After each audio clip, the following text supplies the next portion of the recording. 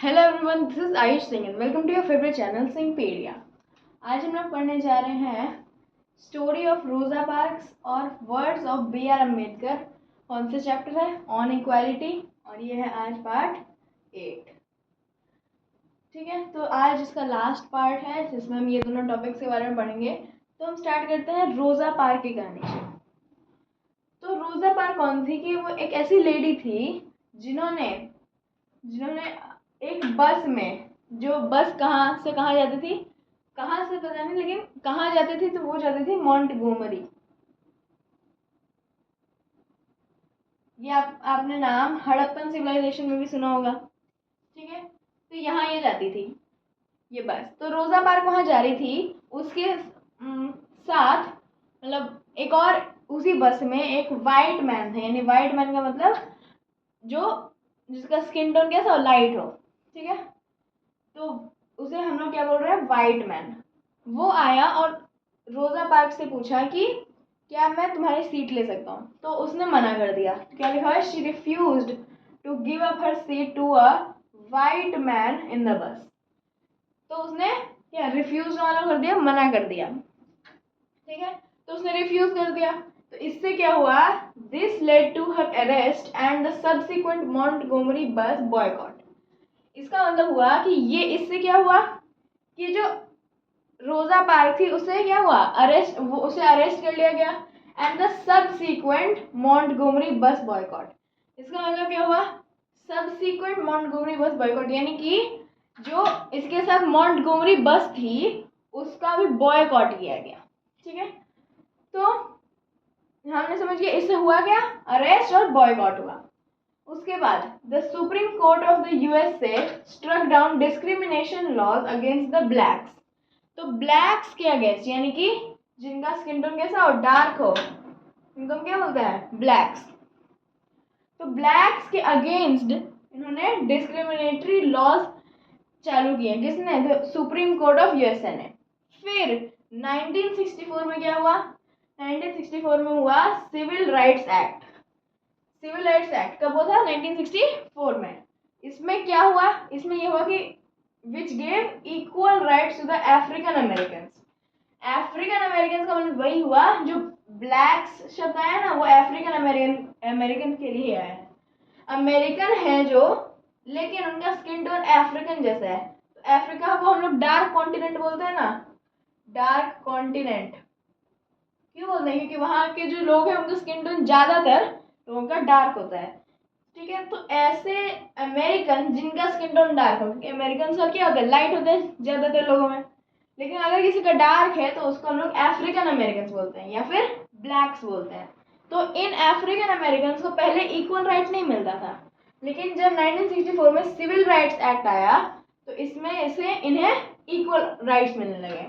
ठीक है, तो रोजा पार्क की स्टोरी में क्या हुआ कि सबसे पहले वो बस में जा रही थी, मॉन्टगोमरी जा रही थी, जो कि उसमें से एक वाइट मैन दिखा, यानी कि जो ब्रिटिश अमेरिकन उन्हें बोलते हैं, या फिर हम बोल सकते हैं वाइट मैन, यानी कि जिनका स्किन टोन लाइट है।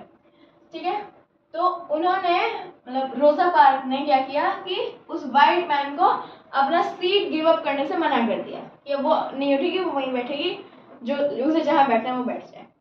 This led to her arrest. उससे क्या हुआ, उसका अरेस्ट हुआ और मॉन्टगोमरी बस में क्या हुआ, बॉयकॉट हुआ। उसके बाद the supreme court of USA की जो सुप्रीम कोर्ट थी उसने ब्लैक के अगेंस्ट डिस्क्रिमिनेटरी लॉज लगाए। उसके बाद 1964 में हुआ सिविल राइट्स एक्ट, जिसमें क्या हुआ कि अफ्रीकन अमेरिकन यानी कि ब्लैक्स को क्या मिला, इक्वल राइट मिला। ठीक है, अब आता है हमारा दूसरा topic, words of B R Ambedkar. B R Ambedkar के वर्ड्स के बारे में दिया हुआ है। It is disgraceful to live at the cost of one's dignity, self respect. इसका मतलब क्या हुआ कि इट इज डिसग्रेसफुल। डिसग्रेसफुल का मतलब होता है कि मतलब ये सही नहीं है कि हम किसी के डिग्निटी यानी कि सेल्फ रिस्पेक्ट के दम पे रहें।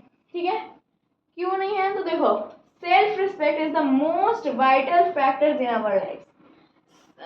जो सबसे वाइटल फैक्टर है, वाइटल का मतलब होता है इंपॉर्टेंट फैक्टर। ठीक है, ठीक है, हमारी लाइफ का वो क्या है, सेल्फ रिस्पेक्ट है। Without it man is a cipher. इसके बिना मैन इज अ साइफर का मतलब क्या होता है, साइफर का मतलब होता है जैसे सेल्फ रिस्पेक्ट के बिना साइफर हुआ कि सेल्फ रिस्पेक्ट के बिना मतलब वो अधूरा है, ऐसे बोल सकते हैं। साइफर का मतलब अधूरा बोल सकते हैं, इसका प्रॉपर वर्ड मुझे याद नहीं आ रहा, बस अधूरा बोल सकते हैं ऐसे। ये इसके बिना मैन गया अधूरा है, ऐसा समझ लो। To live worthily with self respect one must overcome difficulties. तो अगर किसी को रहना है सेल्फ रिस्पेक्ट के साथ अपने, तो उसे क्या करना पड़ेगा, डिफिकल्टीज से गुजरना पड़ेगा। डिफिकल्टी से तो गुजर गए हम, उसके बाद क्या हुआ कि हम लोग को ये मिल गया। डिफिकल्टी से पहले ब्लैक्स गुजरे कि उनके अगेंस्ट डिस्क्रिमिनेटरी लॉज आ गए, फिर इस डिफिकल्टी के बाद क्या हुआ, ये ठीक भी हो गया, फिर क्या हुआ कि सिविल राइट्स एक्ट आ गया, हो ना। तो ये भी इसी बात से मतलब ये बात सही है, गलत आप कर नहीं सकते क्योंकि एग्जाम्पल है हमारे सामने। It is out of hand and caseless struggle alone that one derives strength, confidence and recognition। तो it is out of hand यानी कि ये हमारे बस के अंदर नहीं है, and caseless struggle alone, और ये एक केसलेस स्ट्रगल है, यानी कि इस मतलब इस स्ट्रगल करने से कोई फायदा नहीं है। अकेले अगर आप कर रहे हो तो उसका कोई फायदा नहीं है। that one derives कि आपको स्ट्रेंथ मिले, आपको कॉन्फिडेंस मिले, आपको रिकॉग्निशन मिले, यानी कोई भी आप जब जा रहे हो तो आपको पहचाने। ये एक सिंगल आदमी के स्ट्रगल से नहीं हो सकता है। ये भी हम लोग समझ में आ गया। तो words of B R Ambedkar में हमने देखा कि ऐसा सही नहीं है कि हम किसी के डिग्निटी यानी कि सेल्फ रिस्पेक्ट के मतलब दम पर रहे। तो सेल्फ रिस्पेक्ट क्या होता है, सबसे वाइटल फैक्टर यानी कि इम्पोर्टेंट फैक्टर होता है, जिसके बिना मैन क्या है, अधूरा है।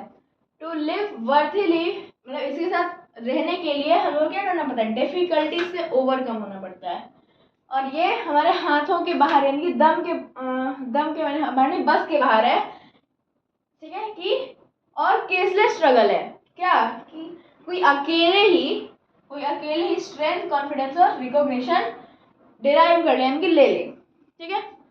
तो ये थे हमारे आज के दो टॉपिक्स, रोजा पार्क्स जिनमें हमने देखा उनके अरेस्ट के बारे में, सिविल राइट्स एक्ट के बारे में, discriminatory laws against the blacks के बारे में, और बी आर अम्बेडकर के वर्ड्स जिनमें हमने देखा कि सेल्फ रिस्पेक्ट क्या होता है, उसका क्या इंपॉर्टेंस है, ठीक है। तो आई होप कि आपको आज के दोनों टॉपिक समझ में आ गए हों। अगर आपको इस रिलेटेड कोई भी डाउट्स है तो आप मुझे कमेंट से पूछ सकते हैं।